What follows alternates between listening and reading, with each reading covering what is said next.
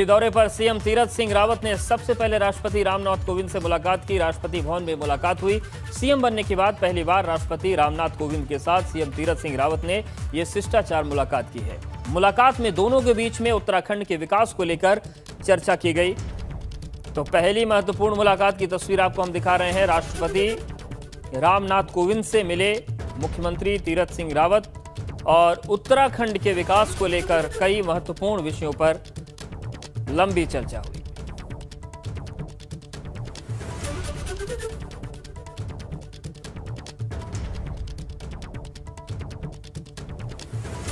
राष्ट्रपति जी से शिष्टाचार भेंट मेरी हुई है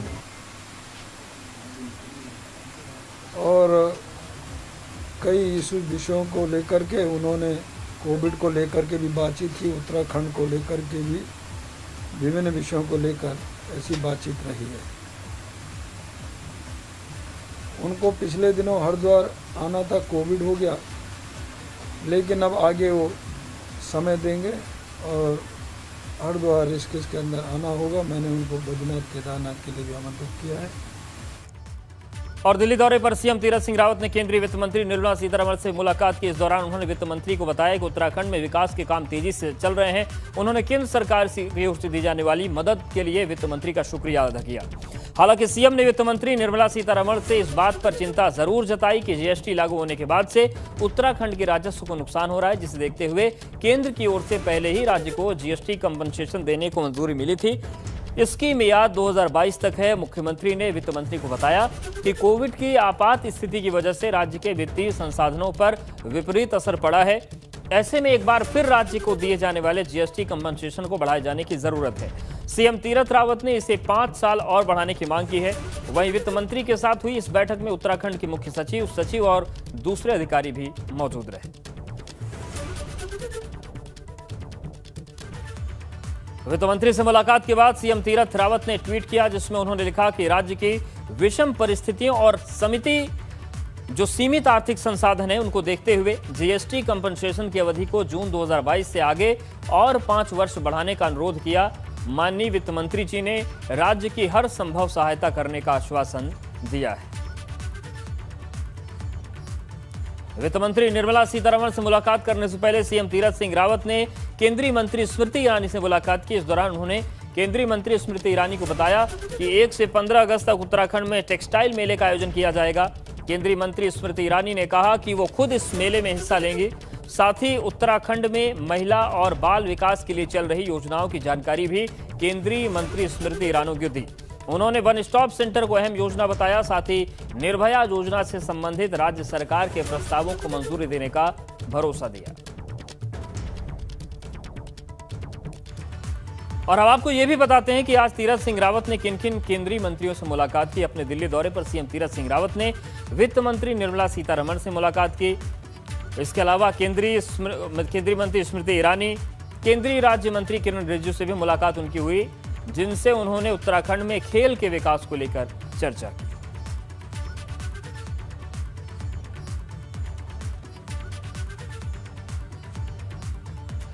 और सीधे अविनाश का रुख करते हैं। अविनाश, बड़ा महत्वपूर्ण दौरा और बड़ी महत्वपूर्ण मुलाकातें, चाहे वित्त मंत्री से मुलाकात की बात करें, चाहे टेक्सटाइल मिनिस्टर से मुलाकात की बात करें, खेल मंत्री से मुलाकात की बात करें, उत्तराखंड में अलग अलग क्षेत्रों में जो संभावनाएं हैं, जिन संभावनाओं पर काम किया जा सकता है, उस हर मंत्री से मिले तीरथ सिंह रावत। बिल्कुल अवधेश, अगर बात करें तो सीएम का ये 2 दिवसीय दौरा है, जिसमें अगर बात करें तो कई सारे केंद्रीय मंत्रियों के अलावा राष्ट्रपति और उपराष्ट्रपति से शिष्टाचार भेंट होनी है। और लगातार वो तमाम सारे केंद्रीय मंत्रियों से इसी को लेकर बातचीत कर रहे हैं कि कैसे उत्तराखंड के विकास में तमाम सारे जो कार्य हैं केंद्र सरकार की ओर से वो जल्द से जल्द हो, जिससे कि 2022 में जब चुनाव हो या उत्तराखंड में जो विकास कार्य है वो काफ़ी तेजी से हो। अभी अगर बात करें तो आज उन्होंने राष्ट्रपति से मुलाकात की, इसके अलावा 4 केंद्रीय मंत्रियों से मुलाकात की। अगर कल की बात करें तो कल उपराष्ट्रपति समेत 9-8 केंद्रीय मंत्रियों के साथ मुलाकात करेंगे, जिनमें अगर बात करें तो प्रमुख तौर पर रेल मंत्री पीयूष गोयल हैं, शहरी विकास मंत्री हरदीप सिंह पुरी हैं, इसके अलावा अगर बात करें तो पर्यावरण मंत्री प्रकाश जावड़ेकर हैं। इन तमाम सारे मंत्रियों से कल मुलाकात करके उत्तराखंड के विकास कार्यों को लेकर अपनी बात रखेंगे। खासतौर से अगर बात करें तो जो कर्णप्रयाग और ऋषिकेश रेलवे लाइन है उसमें जिस तरीके से काम डिले चल रहा है, इसको लेकर बातचीत करेंगे। जो 4 धाम प्रोजेक्ट बन रहा है जो कि अति महत्वाकांक्षी प्रोजेक्ट है, उसमें कई सारे ऐसे जो स्टॉक हैं जहाँ जो कि पर्यावरण की वजह से काफ़ी ज़्यादा देरी से चल रहे हैं, तो उन पर्यावरण का क्लियरेंस जल्द से जल्द हो, इसको लेकर पर्यावरण मंत्री प्रकाश जावड़ेकर से भी मुलाकात करेंगे। और इसके साथ साथ अगर बात करें तो शहरी विकास मंत्री हरदीप सिंह पुरी से भी मुलाकात करेंगे, क्योंकि तमाम सारी जो योजना है स्मार्ट सिटी को लेकर, इसको लेकर वो अपनी तमाम सारी मांग को रखेंगे और उपराष्ट्रपति के साथ शिष्टाचार भेंट भी करेंगे। तो तमाम सारे मंत्रियों के साथ दिल्ली दौरे पर बातचीत कर रहे हैं मुख्यमंत्री तीरथ सिंह रावत और लगातार सबसे विकास की बात कर रहे हैं, कैसे उत्तराखंड में तेज विकास हो सके, केंद्र से किस तरीके से ज़्यादा से ज़्यादा सहयोग लिया जा सके और कैसे उत्तराखंड में जो विकास कार्य हो रहे हैं उनमें सहभागिता करते हुए तेजी से कार्य कराया जा सके। बिल्कुल, शुक्रिया अविनाश आपका जानकारी और अपडेट्स को देने के लिए। तो प्रमुख मंत्रालयों के मंत्रियों से मुलाकात की सीएम ने और उत्तराखंड के विकास पर लंबी चर्चा हुई। तो सबसे पहले वित्त मंत्री से मुलाकात की उन्होंने, उसके बाद टेक्सटाइल मिनिस्टर स्मृति ईरानी से बात की, टेक्सटाइल मेले पर चर्चा की और खेल मंत्री से भी उन्होंने मुलाकात की। कांग्रेस नेता इंदिरा हृदयेश का हल्द्वानी में अंतिम संस्कार किया गया। दिल्ली में कल निधन होने के बाद इंदिरा हृदयेश का पार्थिव शरीर उनके आवास लाया गया, जहां पर सुबह सीएम तीरथ सिंह रावत ने श्रद्धांजलि दी। इसके अलावा तमाम कांग्रेस और भाजपा नेताओं ने इंदिरा हृदयेश को श्रद्धांजलि दी और उनके जीवन को याद किया। उत्तराखंड कांग्रेस के कद्दावर नेता इंदिरा हृदयेश का आज हल्द्वानी में विधि विधान के साथ अंतिम संस्कार किया गया और रानीगंज शमशान घाट पर उनका पार्थिव शरीर पंच तत्व में विलीन हो गया। सुबह से ही इंदिरा हृदयेश के आवास पर उन्हें श्रद्धांजलि देने के लिए नेताओं और समर्थकों का तांता लगा रहा। सीएम तीरथ रावत सुबह 7 बजे उनके आवास पर पहुंचे, जहां पर उन्होंने इंदिरा हृदयेश को श्रद्धांजलि दी और घर वालों को ढांढस बंधाया। तीरथ सिंह रावत ने इस दौरान कहा कि इंदिरा हृदयेश का जाना उत्तराखंड की राजनीति के लिए बड़ा नुकसान है। श्रद्धेय इंदिरा हृदयेश जी का जाना प्रदेश के लिए बहुत क्षति है और हमें बड़ा दुख है। इंदिरा जी का जिस प्रकार का व्यक्तित्व था और जिस तरह से वो उत्तराखंड के लिए विकास के लिए लड़ती थी, दलगत राजनीति से ऊपर उठ कर के उनकी सोच थी। उत्तर प्रदेश के अंदर जब वो सदन में थे विधान परिषद के अंदर, तो मुझे भी सौभाग्य उनके साथ में रहने का मिला और वहाँ वो हमारा हौसला बुलंद करती थी।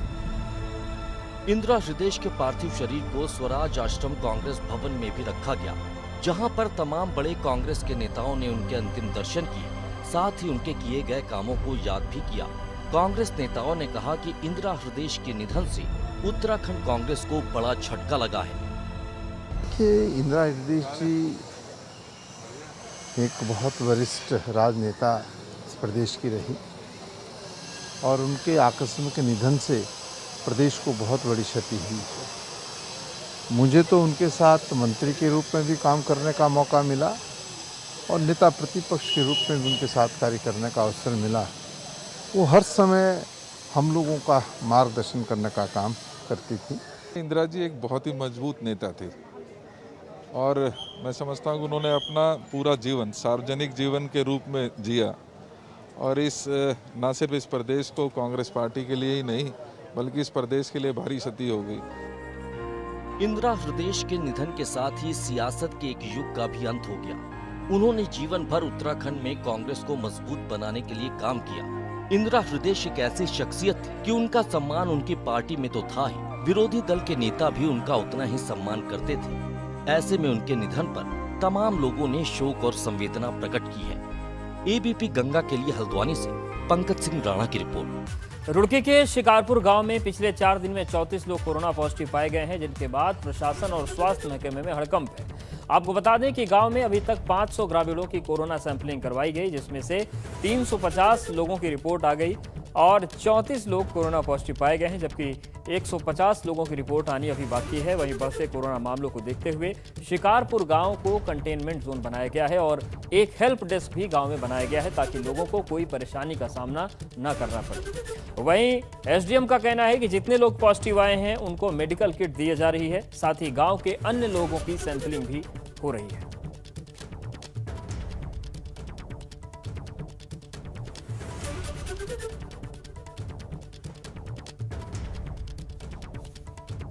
तो शिकारपुर जो हमारा गांव है वहाँ पे कंटिन्यू 3-4 दिन से सैंपलिंग करवाई गई थी, जिसमें कि 500 लोगों के आसपास सैंपलिंग की गई थी, जिसमें से कि जो भी 350 लोगों की रिपोर्ट आई है उसमें 34 लोग कोरोना पॉजिटिव पाए गए हैं। तो एक तो इमीडिएटली जिस एरिया में वो निकले हैं पॉजिटिव आए हैं उसको कंटेनमेंट जोन बना दिया गया है और एक मौके में हेल्प डेस्क स्थापित कर दिया गया है। बाकी बीडीओ को डायरेक्शन दिए गए हैं कि पूरे गाँव को सैनिटाइज करवाएँ और इसके अलावा अन्य सभी लोग जो गांव के हैं उनकी भी सैंपलिंग की जा रही है। हरिद्वार पुलिस ने एक शातिर बाइक चोर गिरोह का पर्दाफाश किया। पुलिस ने रुड़की के मंगलौर, कोतवाली और झबरेड़ा थाना इलाके के 6 बाइक चोरों को गिरफ्तार किया, जिनके पास से पुलिस ने 15 बाइक बरामद की है। पुलिस के मुताबिक अभी 3 बाइक चोर फरार चल रहे हैं, जिनकी तलाश की जा रही है। पुलिस ने 12 बाइक मंगलौर और 3 बाइक झबरेड़ा इलाके से बरामद की है। एसएसपी हरिद्वार ने बताया कि जिले में गाड़ी चोरी की वारदात को अंजाम देने वाले गिरोहों के खिलाफ लगातार अभियान चलाया जा रहा है। एसएसपी ने बताया कि ये चोर उत्तराखंड और यूपी में बाइक चोरी की वारदात को अंजाम दे रहे थे। हमने गिरफ्तार किया है और उनसे जो है 12 मोटरसाइकिल बरामद हुई है और उसमें 5 मोटरसाइकिल हमारा जनपद में मोतबार से संबंधित है। बाकी 7 मोटरसाइकिल का हम हमें कनेक्ट करने की कार्रवाई हम कर रहे हैं और उसमें 3 अभियुक्त फरार है, उनका तलाशी का अभियान भी जारी है। थाना झबरेड़ा में भी गुड्डोर हुआ है, वाहन चोरी का रोकथाम हेतु जो कार्रवाई किया जा रहा है। टिहरी के कुंजापुरी इलाके के पास एक बड़ा सड़क हादसा हुआ। यहां पर पहाड़ी से एक भारी बोल्डर नीचे गिरा और ये बोल्डर सीधा नीचे सड़क से गुजर रही गाड़ी से टकरा गया। मैक्स गाड़ी से हुई इस टक्कर में ड्राइवर की मौके पर ही मौत हो गई, जबकि एक महिला समेत 3 बच्चे गंभीर रूप से जख्मी हो गए। इनमें से 2 बच्चों को एम्स रेफर किया गया है। तस्वीरें देखकर आप समझ सकते हैं कि हादसा कितना भयावह था। जानकारी के मुताबिक मैक्स गाड़ी का ड्राइवर सवारी लेकर ऋषिकेश से घनसाली जा रहा था। रास्ते में बोल्डर पहाड़ी से नीचे आया और उससे टकरा कर यह हादसा हो गया। जोशीमठ में सड़क धंसने की वजह से लोग दहशत में हैं। सड़क धंसने की वजह से यहां से गुजरने वाले लोग खासतौर से परेशान हैं। मलारी नेशनल हाईवे पर सड़क धंसने की वजह से लोगों की मुश्किलें बढ़ गई हैं। दरअसल लगातार बारिश के बाद से कई इलाकों में जमीन धंसने की खबरें जोशीमठ में सामने आ रही हैं और मलारी नेशनल हाईवे भी इसी वजह से इसकी जद में आ गया। वहीं कई जगहों पर जमीन धंसने की वजह से बीआरओ टीम के लिए भी चुनौती बनी हुई है, जो मुआयना कर रहे हैं। ये हाईवे उसी रेणी गांव के पास मौजूद है, जहां पर कुछ वक्त पहले आई बड़ी आपदा ने कई लोगों की जिंदगी को ले लिया था। कर्णप्रयाग में बद्रीनाथ राजमार्ग पर हाईवे बाधित हो गया है। बारिश के बाद बड़ी तादाद में नेम मलबा हाईवे पर आ गया और जिस वजह से हाईवे पर दोनों ओर से गाड़ियों की लंबी लाइन लग गई। वहीं प्रशासन फिलहाल रास्ते को खोलने की कोशिश में जुटा हुआ है। आपको बता दें कि लगातार हो रही बारिश की वजह से यहां पर बड़ी तादाद में मलबा पहाड़ से नीचे आ गया और यही सड़क बाधित होने की वजह बन गई।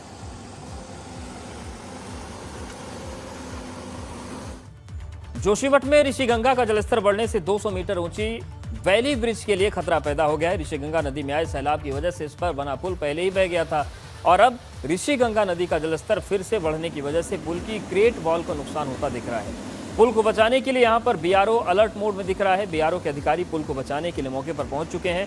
आपको बता दें कि इस पुल से भारत चीन सीमा पर सेना, आईटीबीपी के साथ साथ स्थानीय लोगों की आवाजाही होती है।